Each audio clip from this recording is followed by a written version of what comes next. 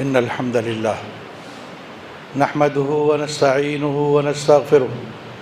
ونعوذ بالله من شرور أنفسنا ومن سيئات أعمالنا من يهد الله فلا مضل له ومن يضلل فلا هادي له وأشهد أن لا إله إلا الله وأشهد أن محمدًا عبده ورسوله أما بعد فإن خير الحديث كتاب الله وخير الهدي هدي محمد صلى الله عليه وسلم وشر الأمور محدثاتها وكل محدثة بدعة وكل بدعة ضلالة وكل ضلالة في النار. وأعوذ بالله السميع العليم من الشيطان الرجيم. بسم الله الرحمن الرحيم. إن عدة الشهور عند الله 12 شهرا في كتاب الله يوم خلق السماوات والأرض منها 4 حرم ذلك الدين القيم فلا تظلموا فيهن أنفسكم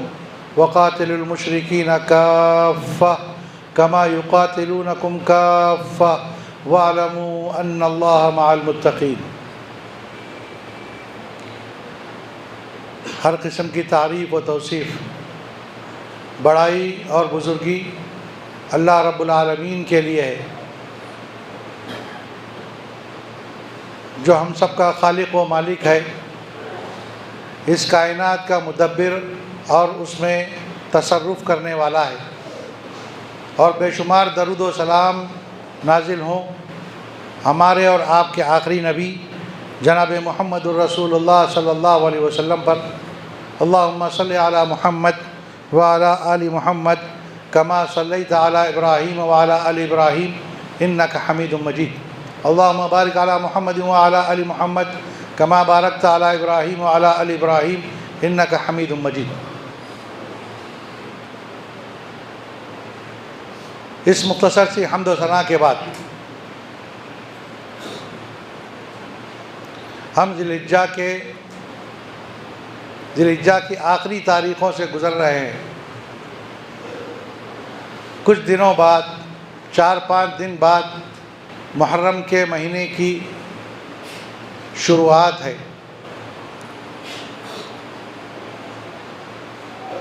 محرم سے اسلامی کیلنڈر یا اسلامی سال کا آغاز ہوتا ہے اور نئے اسلامی سال کا آغاز دنیا کے سارے مسلمانوں کے لیے خوشی اور مسرت کا سبب اور ذریعہ ہے. دنیا کے سارے مسلمان جب نیا اسلامی سال شروع ہوتا ہے تو خوشی محسوس کرتے ہیں، مسرت محسوس کرتے ہیں، کیونکہ اسلامی تاریخ کا سارا سرمایہ اسی ہجری سال سے اور اسلامی سال سے منسلک ہے، مربوط ہے. چنانچہ آپ دیکھیں گے ارکان اسلام میں سے حج اور روزہ اسلامی کیلنڈر کے مطابق ہی انجام دیا جاتا ہے، اور پھر عید اور قربانی جیسے شعائر اسلام کا تعلق بھی اسی اسلامی کیلنڈر سے ہے، اسلامی سال سے ہے. مگر یہ حقیقت ہے اور انتہائی تلخ حقیقت ہے کہ آج کا مسلمان اپنی ماضی کی شاندار روایات کو نظر انداز کر رہا ہے، انہیں بھولتا جا رہا ہے، اپنے اسلامی تشخص کو برقرار رکھنے میں وہ ناکام ہے. آپ اس کی چھوٹی سی اور ایک واضح جھلک ہمارے اس رویے میں محسوس کر سکتے ہیں کہ ہم اپنے سرکاری اور غیر سرکاری دفاتر میں، اپنی نجی دفاتر میں انگریزی کیلنڈر کا استعمال کرتے ہیں. بہت سارے مسلمانوں کو اگر آپ سروے کر دیکھ لیں، بہت سارے مسلمانوں کو آج کی ہجری تاریخ کا پتہ نہ ہوگا. ہجری تاریخ کا پتہ کرنا تو دور کی بات ہے، بہت سارے مسلمان آپ کو ایسے ملیں گے جن کو اسلامی سال کے 12 مہینوں کا نام تک معلوم نہ ہوگا۔ یہ حقیقت ہے اور انتہائی تلخ حقیقت ہے۔ اس المیہ کے بعد اس سے بڑھ کر یہ ہے کہ ہماری اجتماعی غفلت، اس کا افسوسناک پہلو یہ ہے کہ ہم جب انگریزی سال کا آغاز ہوتا ہے تو اس کے آغاز پر مختلف قسم کی مبارکبادیاں دیتے ہیں، لوگوں سے ملتے ہیں، مختلف قسم کے الفاظ مبارکبادی کے استعمال کرتے ہیں اور طرح طرح کی مجلسیں محفلیں منعقد کرتے ہیں جس میں اسلام کے اصول کی پامالی ہوتی ہے، جس میں اخلاق کی پامالی ہوتی ہے۔ لیکن جب ہمارا اسلامی سال شروع ہوتا ہے، ہجری سال کا آغاز ہوتا ہے، تو ہمیں پتہ تک نہیں چلتا کہ ہمارا اپنا اسلامی سال ہجری سال کا آغاز ہو گیا ہے۔ زیادہ سے زیادہ عاشوراء کی 10ویں تاریخ کی چھٹی سے یہ معلوم ہوتا ہے کہ محرم کا آغاز ہو گیا ہے، ورنہ بہت سارے لوگوں کو محرم کے آغاز کا، محرم کی آمد کا، نئے سال کے، نئے اسلامی کیلنڈر کے آغاز کا پتہ تک نہیں چلتا۔ یہ حقیقت ہے، اس کا ادراک، اس کا تدارک کرنے کی ضرورت ہے، اس کو محسوس کرنے کی ضرورت ہے۔ اپنے آنے والی نسل کو اور خود اپنے آپ کو اسلامی تعلیمات سے جہاں ہم آراستہ کرنے کی کوشش کرتے ہیں، اپنے آپ کو اسلامی تعلیمات سکھانے کی کوشش کرتے ہیں، اپنی نسل کو بھی اس سے واقف کرائیں کہ ہماری ایک تاریخ ہے، اسلام کی ایک تاریخ ہے، ہجرت سے منسلک ہجری ایک کیلنڈر ہے جس کے یہ مہینے ہیں، جس کی یہ تاریخیں ہیں جو قمری مہینے کہلاتے ہیں، قمری تاریخیں کہلاتی ہیں۔ اس سے واقف کرانے کی آج انتہائی شدید ضرورت ہے۔ محترم حاضرین، یوں تو اسلامی سال کا آغاز بڑے مہذب اور بڑے مقدس انداز میں ہونا چاہیے، کیونکہ اسلامی سال کا پہلا مہینہ محرم کا مہینہ بڑی عظمتوں والا ہے، بڑی برکتوں والا ہے۔ اللہ کے نبی صلی اللہ علیہ وسلم نے اس مہینے کی نسبت اللہ تبارک و تعالیٰ کی طرف کرتے ہوئے اسے شہر اللہ قرار دیا ہے، یعنی اللہ کا مہینہ کہا ہے۔ اور خود اللہ تبارک و تعالیٰ نے قرآن مجید میں محرم کے مہینے کو حرمت والا مہینہ، ادب اور احترام والا مہینہ قرار دیا ہے۔ چنانچہ اللہ نے سورہ توبہ میں فرمایا ان عدت الشہور عند اللہ 12 شہرا، کہ یقیناً مہینوں کی تعداد اللہ تعالیٰ کے نزدیک 12 ہے۔ جس دن اس نے آسمان و زمین کو بنایا، پیدا کیا، اس دن سے اللہ کی کتاب میں مہینوں کی تعداد 12 ہے۔ منہا 4 حرم، ان 12 مہینوں میں سے 4 مہینے حرمت اور ادب کے مہینے ہیں، احترام کے اور ادب کے مہینے ہیں۔ اور نبی کریم صلی اللہ علیہ وسلم کی تعیین کے مطابق محرم کا یہ پہلا مہینہ ان 4 مہینوں میں سے ہے جو ادب و احترام کا مہینہ، حرمت کا مہینہ کہلاتا ہے۔ اس کے علاوہ رجب، ذوالقعدہ اور ذی الحجہ ہے۔ اور اسلامی سال نو کا آغاز جب اسلامی سال کا چاند نظر آتا ہے، محرم کا چاند جب نظر آتا ہے، اسلامی سال کا جب آغاز ہوتا ہے، تو اس سال کے آغاز کے ساتھ یہ سال کا آغاز، یہ چاند کا نظر آنا اپنے ساتھ ہمارے لیے، امت مسلمہ کے لیے کئی پیغامات اپنے ساتھ میں لاتا ہے۔ ان میں سے اہم ترین پیغام یہ ہے کہ اللہ تبارک و تعالیٰ نے ہماری عمر کا 1 سال مکمل کر دیا ہے، یا دوسرے الفاظ میں کہیں کہ اللہ تبارک و تعالیٰ نے ہماری کل عمر میں سے 1 سال کم کر دیا ہے۔ 1 سال، ہماری کل عمر کا 1 سال اور گزر گیا ہے۔ تو لہذا اس سال کے آغاز پر خوش ہونے کے ساتھ ساتھ ہمیں فکر مند بھی ہونا چاہیے کہ ہماری عمر کا بیلنس کم ہو رہا ہے، ہماری عمر گھٹتی جا رہی ہے، اس کا بیلنس کم ہو رہا ہے۔ لہذا اس موقع کو غنیمت سمجھتے ہوئے اللہ تعالیٰ سے دعاؤں کا اہتمام کرنا چاہیے، اللہ سے دعا کرنا چاہیے کہ اللہ تبارک و تعالیٰ ہمیں اس آنے والے سال کو ہمارے لیے اس آنے والے سال کو خوشی کا پیغمبر بنا دے، خوشی لانے والا سال بنا دے، اور ہمارے اس آنے والے سال کو اللہ تبارک و تعالی ہمارے ملکی اور عالمی پیمانے کے مسلمانوں کے مسائل ہیں اس کو حل کر دے، اس سے ہمیں اس کو سلجھا دے۔ اسی طریقے سے ہمیں ان دعاؤں کا بھی اہتمام کرنا چاہیے کہ ہم نے جو آنے والا سال ہے اس میں ہم سال گزشتہ کے مقابلے میں اللہ کی زیادہ سے زیادہ بندگی کر سکے، اس کی عبادت کر سکے، اس کی اطاعت کر سکے اور نیکیاں کما سکے۔ یہ اہتمام جب ہم نئے سال کے آغاز پر کثرت سے اللہ کا ذکر کریں گے، اللہ سے دعاؤں کا اہتمام کریں گے، اسی کے ساتھ ساتھ ہمیں اپنے ہمت کے مطابق ہر شخص کو چاہیے کہ اپنے فکر اور ہمت کے مطابق اپنے گزشتہ سال کا، گزرے ہوئے سال کے اعمال کا جائزہ لے کہ اس نے احکام الہی میں کہاں کہاں کوتاہیاں کی ہیں، اللہ تعالیٰ کی اطاعت اور اللہ کے رسول صلی اللہ علیہ وسلم کی فرما برداری میں اس سے کہاں کہاں لغزشیں ہوئی ہیں، اس کا وہ جائزہ لے، اور پھر یہ دیکھے کہ اس نے کیا کیا نیکیاں کی ہیں، نیکیوں میں، نیک کاموں میں کیسے کیسے کاموں کو انجام دیا ہے۔ اپنے ماضی کو دیکھ کر کے اپنے مستقبل کا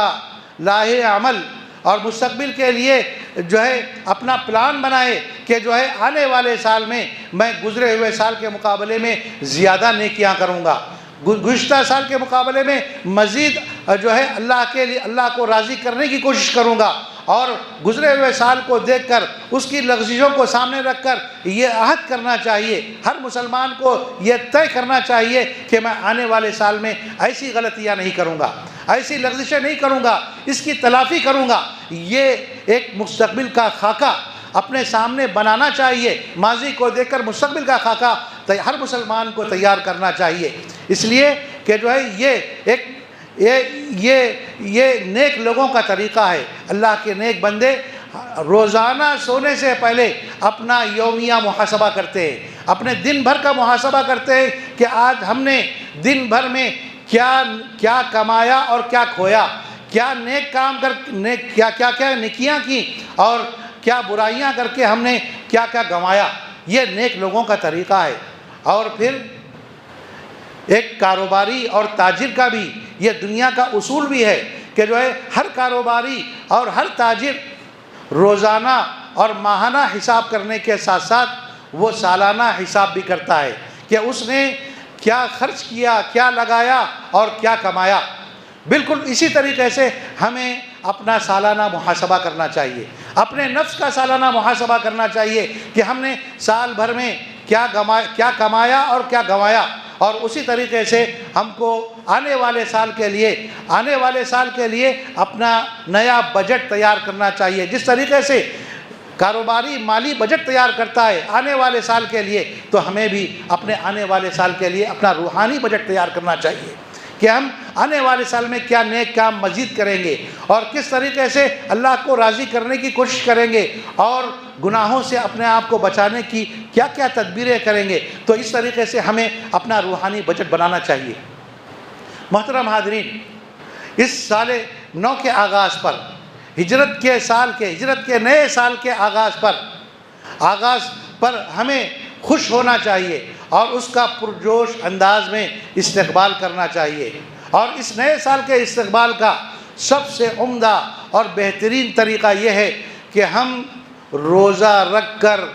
اس سال کا استقبال کریں، روزوں سے اس سال کا استقبال کریں۔ یہ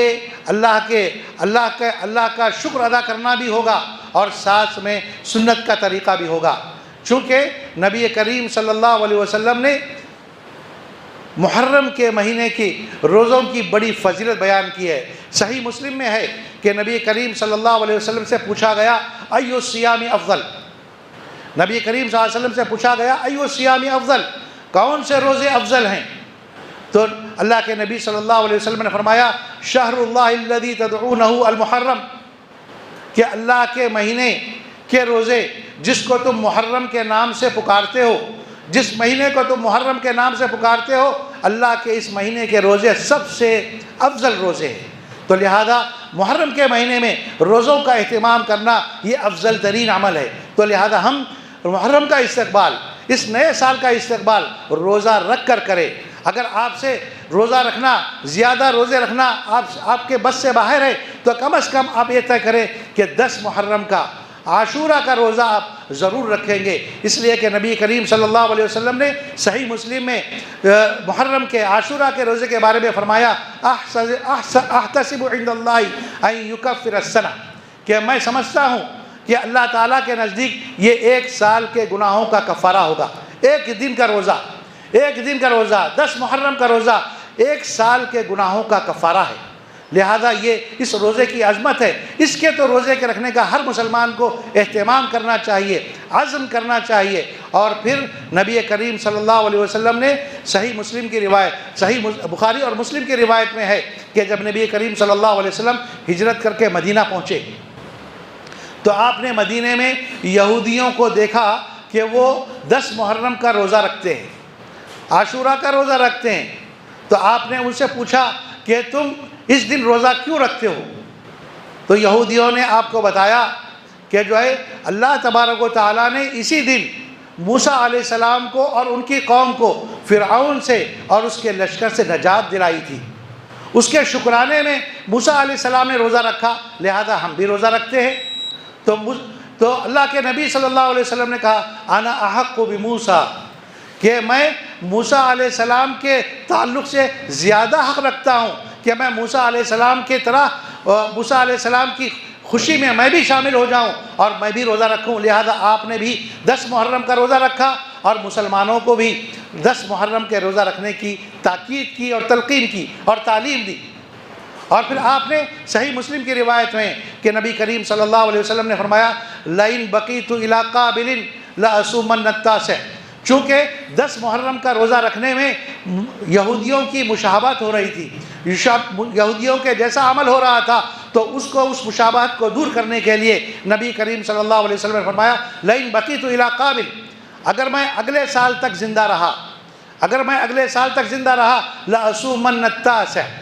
تو میں 9 تاریخ کا بھی روزہ رکھوں گا۔ یعنی اللہ کے نبی صلی اللہ علیہ وسلم نے اپنی یہ نیت کا اظہار کیا، یہ عزم کا اظہار کیا کہ اگلے سال اگر میں زندہ رہا تو میں 10ویں محرم کے ساتھ 9ویں محرم کا بھی روزہ رکھوں گا۔ ابن عباس کی روایت میں ہے کہ ابن عباس کہتے ہیں کہ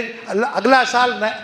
سال کے آنے سے پہلے نبی کریم صلی اللہ علیہ وسلم کا انتقال ہو گیا، لہذا آپ 9 محرم کا روزہ نہیں رکھ سکے، لیکن آپ نے نیت کی تھی۔ آپ کا نیت کرنا یہ ہمارے لیے کافی ہے، دلیل ہے کہ جو ہے 9ویں تاریخ کا روزہ 10 محرم کے ساتھ رکھنے سے یہودیوں کے روزے کی مخالفت ہو جاتی ہے، اس کی مشابہت باقی نہیں رہتی ہے، برقرار نہیں رہتی ہے۔ مصنف ابن عبد الرزاق میں ہے کہ ابن عباس کا قول منقول ہے، کہتے ہیں صوموا التاسع والعاشر خالف الیہود۔ ابن عباس کہتے ہیں کہ 9ویں محرم کو اور 10ویں محرم کا روزہ رکھا کرو خالف الیہود، اور یہودیوں کی مخالفت کرو۔ تو لہذا 10 محرم کے ساتھ ساتھ 9ویں محرم کا روزہ رکھنا یہ مسنون ہے، یہ سنت ہے، اس کا اہتمام ہم میں سے ہر مسلمان کو کرنا چاہیے، اس لیے کہ اس روزے کی بڑی فضیلت ہے۔ صرف اکیلے 10ویں محرم کے روزہ وہ 1 سال کے گناہوں کا کفارہ بنتا ہے۔ محترم حاضرین، میں نے محرم کی فضیلت کے سلسلے میں اور عاشورہ کے روزے کی فضیلت کے سلسلے میں جو دلیلیں بیان کی ہیں، ان سے 2 باتیں صاف طور پر سمجھ میں آتی ہیں۔ پہلی بات تو یہ ہے کہ قرآن مجید میں اللہ تبارک و تعالیٰ نے محرم کے تعلق سے یہ فرمایا کہ محرم کا مہینہ اللہ تعالیٰ کے نزدیک اللہ کی کتاب میں جس دن اس نے آسمانوں و زمین کو پیدا کیا تھا اس دن سے وہ حرمت والا مہینہ ہے۔